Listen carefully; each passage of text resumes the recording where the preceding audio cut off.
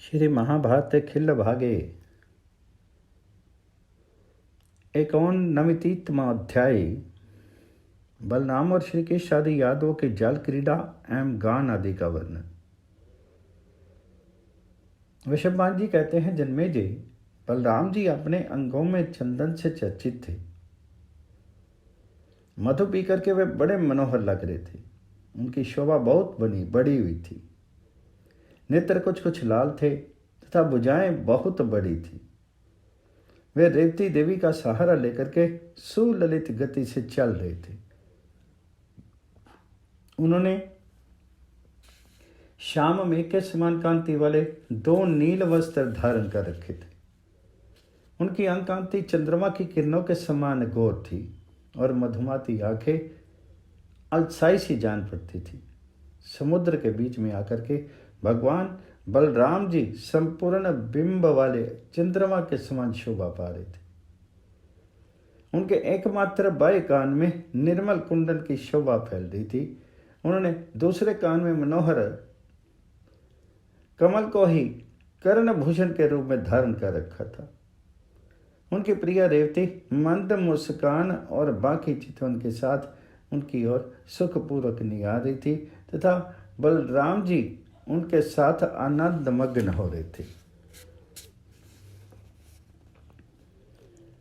तंत्र कंस और निकंब के शत्रु श्रीकेश की आज्ञा से अप्सराओं का उदार एवं सुंदर रूप वाला समुदाय स्वर्ग के समान समृद्धिशाली समुद्र में रेवती का दर्शन करने के लिए प्रसन्नता पूर्वक उनके पास आया। उन सब के अंग छड़ी के समान पतले और मनोहर थे। उन समस्त सुंदरियों ने उन रेवती देवी और बलराम जी को नमस्कार करके बाजे के लय पर नाचना आरंभ किया। अपनी अप्सराएं, दूसरी अप्सराएं उन्हें सब ओर से घेर करके उत्तम रीति से गीत गाने लगी। वे अप्सराएं बलराम और रेवत राजकुमारी रेवती की आज्ञा से अभिनव पूर्वक ऐसा खेल खेलने लगी जो इन यादों को प्रिय, सार्थक, मनोरम और अनुकूल प्रतीत हो। अपने अंगों में मंगल सूचक श्रृंगार धारण करने वाली वे सुंदरी अप्सराएं उस देश की भाषा, आकृति और वेश से युक्त होकर के हंसती और हाथों पर ताल देते ही लीलापूर्वक ललित रास नृत्य गान करने लगी। उस रात में वे श्री कृष्ण और बलराम को आनंद देने वाली उनकी मंगलमय लीलाओं का संकीर्तन करती थी।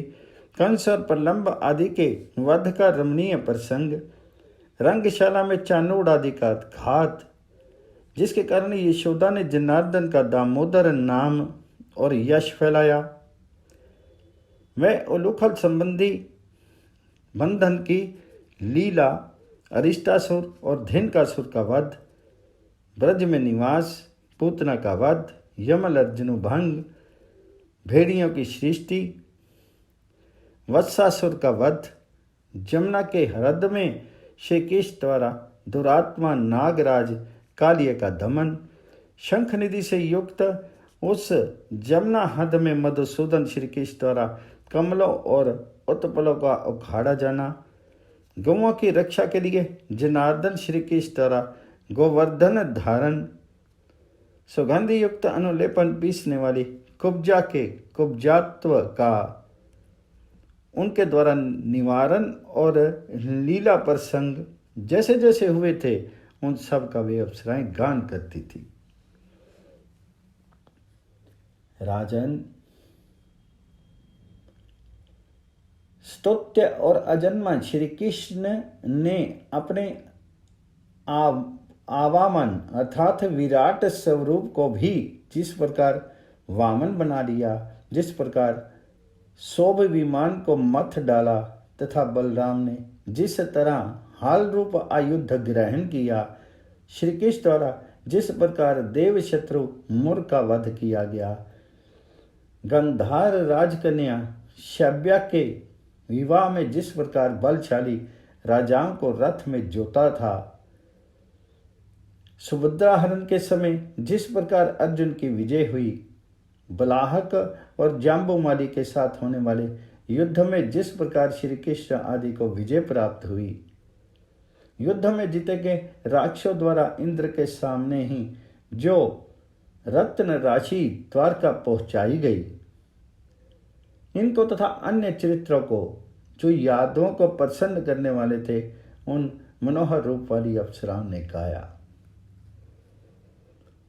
श्री कृष्ण और बलराम को हर्ष प्रदान करने वाली जो उनकी अनेक लीला कथाएं से संबंध रखने वाले विचित्र गीत थे, उन सब का उन्होंने गान किया।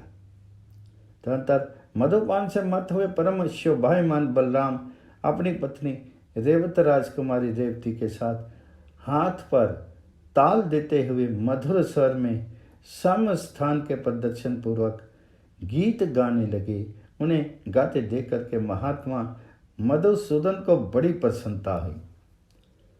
फिर तो उन बुद्धिमान महात्मा श्री कृष्ण ने भी बलराम जी का हर्ष बढ़ाने के लिए सत्यभामा के साथ गान आरंभ कर दिया।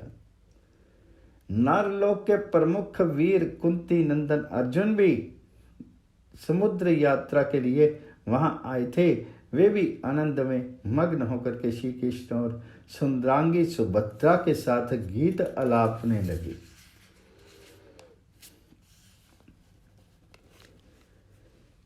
फिर तो बुद्धिमान गद, सारन, प्रद्युम्न, सांब, सातकी, उदार, प्राकर्मी, सत्यभामा कुमार, भानु और अत्यंत मनोहर रूप वाले सुचारु देशन बलराम जी के पुत्र दोनों वीर कुमार निषठ और उल्मुक जो अत्यंत वीर थे गाने लगे। अक्रूर, यादव सेनापति, अनाधृष्टि, शंकु तथा भीमकुल के अन्य प्रधान पुरुष भी वहां गान करने लगे। उदार कीर्ति वाले नरेंद्र कुमार उस समय वह यान पात्र अर्थात जहाज गाते हुए प्रमुख यादव वीरों से ज्यों ज्यों भरता गया त्यों त्यों ही श्री कृष्ण के प्रभाव से बढ़ता चला गया। रास में संलग्न होकर अत्यंत गीत गाने वाले उन देवोपम यादव वीरों के साथ सारा जगत हर्षोल्लास से परिपूर्ण हो गया। सबके पाप ताप शांत हो गए। तदनंतर मोर और केशी के शत्रु श्री कृष्ण का प्रिय करने के लिए देवताओं के अतिथि विप्रवर नारद जी उन यादव शिरोमणियों के बीच में आकर के गान करने लगे। उनके शीर का एक देश उनके जटा कलाप से आच्छादित था। वे अप्रमेय स्वरूप नारद मुनि ही वहाँ रास नृत्य के प्रणेता, संचालक या सूत्रधार हो गए। वे अपने अनुकरणशील अंगों द्वारा लीला का अनुकरण करते हुए यादव मंडली के मध्य में पहुंच करके गीत गाने लगे। वे बुद्धिमान मुनि सत्यभामा, श्री कृष्ण, अर्जुन, सुभद्रा, बलदेव तथा रेवत राजकुमारी रेवती देवी की ओर देख देख करके हंस रहे थे। परिहासशील बुद्धिमान नारद जी किसी की चेष्टाओं का, किसी की हंसी का और किसी को लीलाओं का अनुकरण करके तथा अन्य प्रकार के दूसरे दूसरे उपायों द्वारा उन अत्यंत धैर्यशालिनी देवियों को भी हंसा देते थे। जब कोई कुछ मंद स्वर में बहुत थोड़ा और धीरे धीरे बोलता तो ऐश्वर्यशाली नारद जी उसके उत्तर में बहुत ही ऊंचे स्वर में सिंह नाद सा करते हुए जोर जोर से बोलने लगते थे और हास्य के अवसर पर हंसते हंसते हर्ष अतिरेक से अट्टहास करने लगते थे। यह सब कुछ वे श्री कृष्ण के मनोरंजन के लिए करते थे। श्री कृष्ण की आज्ञा से वहां बैठी हुई युवतियों ने जगत के प्रधान रत्न सुंदर वस्त्र जो मुनि के अनुरूप थे उन्हें अधिक मात्रा में दिए। श्री कृष्ण के संकेत तथा समय की आवश्यकता को समझने वाली उन रानियों ने उस समय स्वर्गीय पुष्पहार, संतान अर्थात पारिजात पुष्पों की लड़ियां, अति मुक्तक तथा सभी ऋतुओं में खिलने वाले फूल उन्हें अर्पित किए। रास के अंत में अपरमेश स्वरूप भगवान श्री कृष्ण नारद मुनि का एक हाथ पकड़ करके तथा सत्यभामा और अर्जुन को भी साथ में लेकर के समुद्र के जल में कूद पड़े। तदंतर अपर में प्राकर्मी तथा प्रचुर शोभा से संपन्न श्री कृष्ण ने किंचित मुस्कुरा करके सात्विकी से कहा, तुम सब लोग दो भागों में बट करके अपनी अपनी स्त्रियों के साथ ही इस क्रीड़ा स्थल में कूद पड़ो। मेरे सारे पुत्र और आधे यदुवंशी इन सब को मिला करके जो आधे द्वारका वासियों का दल होगा उनके नेता रेवती सहित बलभद्र जी हों और आधे भीमवंशियों के साथ बलराम जी के सभी पुत्र ये मेरे पक्ष में रहें। इस प्रकार समुद्र के जल में दो दलों में बट करके हम लोग क्रीड़ा करें। अनंतर श्री कृष्ण ने पूर्ण विश्वस्त होकर के वहां हाथ जोड़ करके मुस्कुराते हुए समुद्र को आज्ञा दी, तुम अपने जल को सुगंधित और शुद्ध एवं स्वादिष्ट बना लो तथा ग्राहों से रहित हो जाओ। तुम्हारी तटभूमि रत्नों से भूषित दिखाई दे, पैरों के लिए सुखदायिनी हो तथा लोगों के लिए जो मन अनुकूल वस्तुएं हों वे सब उन्हें अर्पण करो। मेरे प्रभाव से तुम्हें सबकी अभीष्ट वस्तुओं का ज्ञान हो जाएगा। यद्यपि तुम्हारा जल अपेय है तो भी वह प्रिय एवं पीने योग्य हो जाएगा। तुम सब लोगों के मन अनुकूल हो जाओगे। तुम्हारे भीतर जो मत्स्य हैं वे दूर्य मोती मणि और स्वर्ण से चित्रित एवं सौम्य रूप वाले हो जाएंगे। तुम लाल रंग के कमल और उत्पल धारण करो जो उत्तम गंध सुखद स्पर्श तथा रुधिर रस को प्रकट करने में समर्थ हो। वे भ्रमरों से सेवित तथा देखने में मनोहर हों। तुम अपने जल के ऊपर मैरे माधविक सुरा और आसव नामक मधु से भरे हुए कलश स्थापित करो। साथ ही इनके पीने के लिए सोने के पान पात्र दो जिसमें ये यादव मधु पान कर सकें। जल निधे तुम निश्चय ही ऐसे बन जाओ जिससे तुम्हारा शीतल जल फूलों की राशि से वासित हो जाए। इसके लिए सतत सावधान रहो और ऐसा प्रयत्न करो जिससे स्त्री पुरुषों सहित यादवों के प्रति कोई विपरीत बर्ताव न होने पाए। समुद्र से ऐसा कहकर के भगवान श्री कृष्ण अर्जुन के साथ क्रीड़ा करने लगे। श्री कृष्ण के मुख के संकेतों को समझने वाली सत्यभामा ने पहले देवऋषि नारद पर जल उछाल करके उन्हें भिगो दिया। तदनंतर मद के आवेश में से रहित मनोहर शीर वाले बलराम जी अपने हाथ से मनोहारिणी रेवत राजकुमारी रेवती का हाथ पकड़ करके इच्छा अनुसार गीत गाते हुए लीला पूर्वक जल में कूद पड़े। बलराम जी के कूदने के पश्चात श्री कृष्ण के पुत्र तथा भीमवंशियों के प्रधान व्यक्ति नाना प्रकार के रंग वाले वस्त्र और आभूषण धारण किए हर्ष में भर करके समुद्र में कूद पड़े। उस समय वे जल क्रीड़ा में अभिरत थे और उनकी आंखें मधु से मतवाली हो रही थी। शेष यादव तथा निषठ और उल्मोक आदि बलराम पुत्र क्रीड़ा में अभिरत होकर के श्री कृष्ण के निकट गए। वे विचित्र वस्त्र आभूषण से विभूषित और मदमत थे तथा उनके कंठ देश संतान पुष्पों की मालाओं से अलंकृत थे।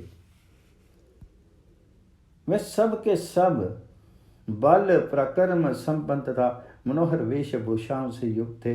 उनके अंगों में चंदन का लेप लगा था। वे हाथों में जलपात्र लिए हुए थे और उस वेश के अनुरूप स्वर संपन्न मनोरम गीत गा रहे थे। तत्पश्चात श्री कृष्ण की आज्ञा से स्वर्गवासिनी अप्सराओं के साथ सैकड़ों वेशवधुओं ने, जिन्हें वाद्य घोष बहुत प्रिय था, नाना स्वरों में जल तरंग आदि बाजे बजाने आरंभ किए। अप्सराएं नित्य युवती, एकमात्र काम में ही मन को लगाने वाली तथा आकाश गंगा के जल से बाजा बजाने की कला का ज्ञान रखने वाली थी।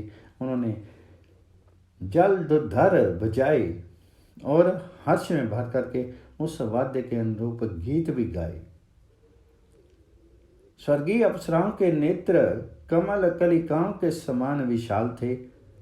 वे कमलों के ही मुक्तों से विभूषित थी तथा सूर्य की किरणों द्वारा खिले हुए कमलों की शोभा को चुराए लेती थी। उन सब के मुख देवताओं के समान मनोहर थे। राजन, संपूर्ण चंद्रमंडल के समान मनोहर नारियों के सैकड़ों मुख चंद्रों से अलंकृत हुआ समुद्र उस आकाश के समान शोभा पा रहा था, जो अकस्मात या देव के विधान के अनुसार सहस्त्रों चंद्रमाओं से व्याप्त हो गया। विद्युत के समान कांतिमती स्त्रियों की प्रभा से अत्यंत मनोहर दिखाई देने वाला वह समुद्र रूपी मेघ उसी समय सुशोभित हो रहा था, जैसे जल का स्वामी मेघ आकाश में बिजलियों से संयुक्त होकर के अत्यंत उद्भासित हो उठता है। सुंदर मनोहर वेशभूषा धारण किए भगवान श्री कृष्ण और नारद अपने दल के लोगों के साथ स्थित होकर के सुंदर वेशभूषा वाले बलराम तथा उनके पक्ष के लोगों पर पानी उछालने लगे और बलराम पक्ष के लोग श्री कृष्ण के पक्ष वालों को जल से भिगोने लगे। उस समय जिनका सारा शरीर हर्षोल्लास से परिपूर्ण हो रहा था, वे मधुपान से मत और राग से उद्यत हुई बलराम और श्री कृष्ण की पत्नियां अपने हाथों तथा जल यंत्रों पिचकारियों से दूसरों को भिगोने लगी। वे भीमवच्छी यादव अपने हृदय में मान, मदन और मद को धारण किए हुए कुछ लाल नेत्रों से युक्त हो पानी उछालने में लगे थे और स्त्रियों के समक्ष पुरुषार्थ दिखा रहे थे। वे बहुत देर तक उस जल क्रीड़ा में से विरत नहीं हुए। उनकी अत्यंत बढ़ती हुई आसक्ति का विचार करके चक्रपाणी भगवान विष्णु ने उन सब को रोक दिया और जल वाद्य के मधुर शब्दों को सुनते हुए वे देव ऋषि नारद और अर्जुन के साथ स्वयं भी जल विहार में निवृत्त हो गए। श्री कृष्ण के संकेतों को समझने वाले भीमवंशी यादव सुदृढ़ अभिमान से युक्त होने पर भी उस जल युद्ध के प्रसंग से निवृत्त हो गए। तदनंतर उन प्रिय पुरुषों को नित्य आनंद देने वाली उनकी प्यारी वारवनिताएं विश्वस्त होकर के नृत्य करने लगी। नृत्य के अंत में बुद्धिमान भगवान श्री कृष्ण ने जल क्रीड़ा के प्रसंग त्याग दिए। उन्होंने जल से ऊपर आकर के मुनिवर नारद को अनुकूल चंदन का लेप दे करके फिर स्वयं भी उसे ग्रहण किया। भगवान श्री कृष्ण को जल से बाहर निकला देख अन्य यादवों ने भी जल क्रीड़ा त्याग दी। फिर वे अपर में शक्तिशाली यादव युद्ध शुद्ध शरीर हो श्री कृष्ण की आज्ञा से पान भूमि रसोई के स्थान में गए। वहाँ वे क्रमशः अवस्था और संबंध के अनुसार उस समय भोजन के लिए बैठे। तदनंतर उन प्रख्यात वीरों ने अपनी रुचि के अनुकूल अन्न खाए और पेय रसों का पान किया। पके फलों के गूदे, खट्टे फल, अधिक खट्टे अनार के साथ शूल में गूंथ करके सेके गए कंद या फलों के टुकड़े, पोषक तत्व अर्थात अन्न, ये सब पदार्थ पवित्र रसोइयों ने उनके लिए परोसे।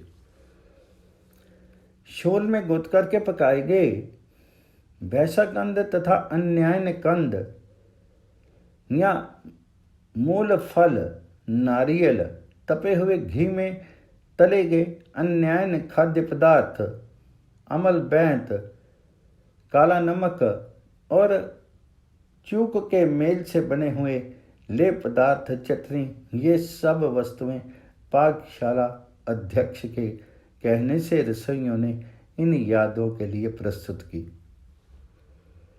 पाकशाला अध्यक्ष के बताए अनुसार विधिवत तैयार किए गए मृग नामक कंद विशेष के मोटे मोटे गूदे आम की खटाई डाल करके बनाए गए नाना प्रकार के विशुद्ध व्यंजन भी इनके लिए परोसे गए। दूसरे रसोइयों ने पास रखे हुए पोषक शाकों के टुकड़े टुकड़े करके उन्हें घी में तल दिए और उसमें नमक तथा मिर्च के चूर्ण मिला करके खाने वालों को परोस दिए। मूली, अनार, बिजोरा, नींबू, तुलसी, हींग और भोत्रिन नामक शाक विशेष के साथ सुंदर मुख वाले पान पात्र लेकर के उन अपर में शक्तिशाली यादवों ने बड़े हर्ष के साथ पेय रस का पान किया। कटवांग अर्थात कटुक, परवल, शूलहर, हींग तथा नमक खटाई मिला करके घी और तेल में सेके गए लकुच या बड़हर्रे के साथ मैरे, माधवीक, सुरासव नामक मधु का उन यादवों ने अपनी प्रीतमाओं से घिरे रह करके पान किया। श्वेत रंग के खाद्य पदार्थ, मिश्री आदि तथा लाल रंग के फल के साथ नाना प्रकार के सुगंधित एवं नमकीन भोजन एवं आर्द्र अर्थात रसदार साग की लाद अर्थात भैंस के दूध में पकाए हुए खीर आदि, घी से भरे हुए पदार्थ, पुआ, हलवा आदि तथा भांति भांति के खंड खाद्य अर्थात खांड आदि उन्होंने खाए। उधाव, भोज आदि श्रेष्ठ यादव वीरों ने जो मादक रसों का पान नहीं करते थे, बड़े हर्ष के साथ नाना प्रकार के साग, दाल, पेय पदार्थ तथा दही, दूध आदि के साथ उत्तम अन्न का भोजन किया। उन्होंने प्यालों में अनेक प्रकार के सुगंधित कांजी रस का पान किया, चीनी मिलाए हुए गरम गरम दूध पिया और भांति भांति के फल भी खाए। खा पी करके तृप्त होने के पश्चात वे मुख्य यदुवंशी वीर पुनः स्त्रियों को साथ लेकर के बड़े हर्ष के साथ रमणीय एवं मनोहर गीत गाने लगे। उनकी प्रेयसी कामनियाँ अपने हाव भाव द्वारा उन गीतों के अर्थ का अभिनय करती जाती हैं। तदनंतर हर्ष में भरे हुए भगवान उपेंद्र ने उस रात में बहुसंख्य मनुष्यों द्वारा संपन्न होने वाले उस चालिक्य गान के लिए आज्ञा दी, जिसे गंधर्व कहते हैं। उस समय नारद जी ने अपनी वीणा संभाली, जो 6 ग्रामों पर आधारित राग आदि के द्वारा चित्त को एकाग्र कर देने वाली थी। साक्षात श्री कृष्ण ने बंसी बजा करके रास नामक हल्लीशक नृत्य का आयोजन किया। कुंती पुत्र अर्जुन ने मृदंग वाद्य ग्रहण किया। अन्य वाद्यों को श्रेष्ठ अप्सराओं ने ग्रहण किया, जो उनके वादन कला में प्रख्यात थी। आसारित अर्थात प्रथम आसार नर्तकी प्रवेश के बाद अभिनव के अर्थ तत्व का ज्ञान रखने वाली रंभा नामक अप्सरा उठी, जो अपनी अभिनय कला के लिए विख्यात थी। उनकी अंग्यष्टि बड़ी सुंदर थी। उनके द्वारा अभिनय किए जाने पर बलराम और श्री कृष्ण को बड़ा संतोष हुआ। तदनंतर मनोहर एवं विशाल नेत्रों वाली उर्वशी, हेमा, मिश्रकेशी, तिलोत्तमा और मेनका, ये तथा और भी बहुत सी अप्सराएं श्री कृष्ण का प्रिय करने के लिए मन के अनुकूल प्रिय कामनाओं को प्रस्तुत करती हुई गाने और अभिनय करने लगी। नरेंद्र कुमार, वे रंभा आदि अप्सराएं मन ही मन वसुदेव नंदन भगवान श्री कृष्ण में अनुरक्त थी। उन्होंने अपने गीत, नृत्य एवं उदार अभिनय द्वारा सबको संतोष प्रदान करके प्रसन्न कर लिया। उस समय श्री कृष्ण की इच्छा से जल क्रीड़ा में आई हुई उन श्रेष्ठ अप्सराओं ने उनकी ओर से पान के बीड़े प्राप्त किए, जो उनके लिए सम्मान स्वरूप थे। श्री कृष्ण की इच्छा से मनुष्यों पर अनुग्रह करने के लिए स्वर्ग से वह चालिक्य गांधर्व अर्थात दिव्य संगीत एवं नृत्य विशेष भूतल पर लाया गया था। साथ ही उत्तम गंधों से युक्त देव योग्य फल भी यहाँ लाए गए थे। वीर यादवों ने इस सब का रसास्वादन किया। वह रमणीय चालुक्य गंधर्व भगवान श्री कृष्ण के ही प्रभाव से इस पृथ्वी पर प्रद्युम्न आदि में प्रतिष्ठित हुआ। उदार बुद्धि रुक्मिणी कुमार प्रद्युम्न ने उक्त गांधर्व कला को प्रयोग में लाकर के दिखाया भी था। उन्होंने ही तांबूल का प्रयोग किया। इंद्रतुल्य पराक्रमी 5 वीरों श्री कृष्ण, बलराम, प्रद्युम्न, अनिरुद्ध और सांब, ये यहाँ चालुक्य गंधर्व का आयोजन किया था, जो मनुष्य को सदा ही अभीष्ट है। वह शुभ कारक, वृद्धि करने वाला, प्रशस्त, मंगलकारी, यशवर्धक, पुण्यदायक, पुष्टि और अभ्युदय को देने वाला है। उदार कीर्ति वाले भगवान नारायण को वह परम प्रिय है। उसकी चर्चा करने मात्र से वह विजय की प्राप्ति और धर्म का लाभ कराता है, दुःस्वप्न का नाश और पाप का निवारण कर देता है। किसी समय देवलोक में गए हुए उदार कीर्ति राजा रेवत ने चालुक्य गंधर्व को इतनी तन्मयता के साथ सुना था कि उन्हें 4000 युगों का समय भी एक दिन के समान ही प्रतीत हुआ। उसी चालुक्य गांधर्व से कुमार जाति और अन्य गांधर्व जाति की प्रवृत्ति हुई है। ठीक उसी तरह जैसे एक दीपक से सैकड़ों दीपक जल जाते हैं, नरेश्वर, प्रद्युम्न आदि मुख्य यादवों के साथ भगवान श्री कृष्ण और नारद जी ही चालुक्य गुणोदय के इस विज्ञान को यथावत रूप से जानते हैं। संसार के दूसरे मनुष्यों को तो इसकी नाम मात्र की ही जानकारी है। जैसे नदियों के जल को समुद्र अथवा कोई विशाल पर्वत ही यथार्थ रूप से जान सकता है, उसी प्रकार भगवान ही चालुक्य के श्रेष्ठ फल तथा गुणों को ठीक ठीक जानते हैं। तपस्या किए बिना चालुक्य गंधर्व को तथा उसके मूर्छना विषयक विधान को नहीं जान सकता। ये कथन सर्था उचित ही है। 6 ग्रामों वाले जो राग हैं, उनमें भी चालुक्य का उसके एक देशीय अवयव के द्वारा गान करना चाहिए। लेश नामक जो चालुक्य ही सुकुमार जाति है, उसका गान करने वाले मनुष्य भी बड़े दुख में कठिनाई से उसका समाप्ति कर पाते हैं। फिर संपूर्ण चालुक्य के मान की तो बात ही क्या है।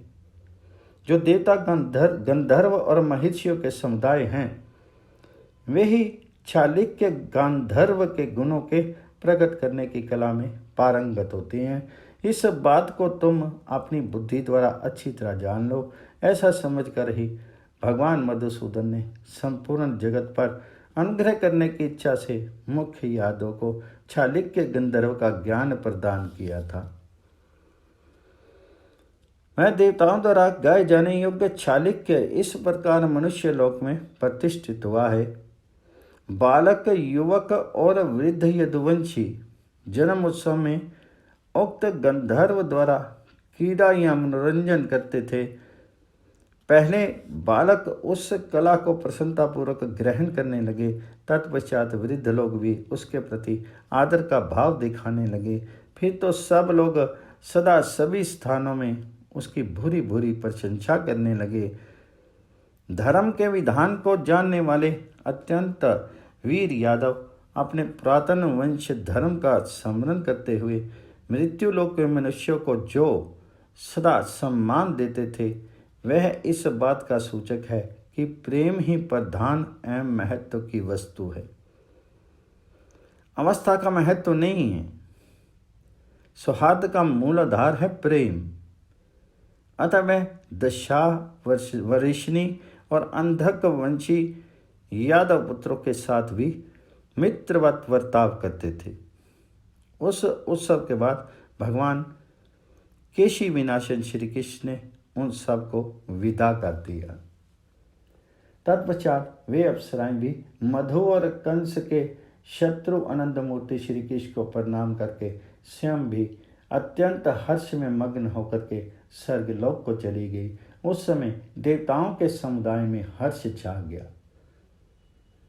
इस प्रकार श्री महाभारत के खिल्लबाग हरिवंश के अंतर्गत विष्णु पर्व में भानुमति हरण के प्रसंग में चालुक्य क्रीड़ा का वर्णन विषयक 89वां अध्याय पूर्ण हुआ।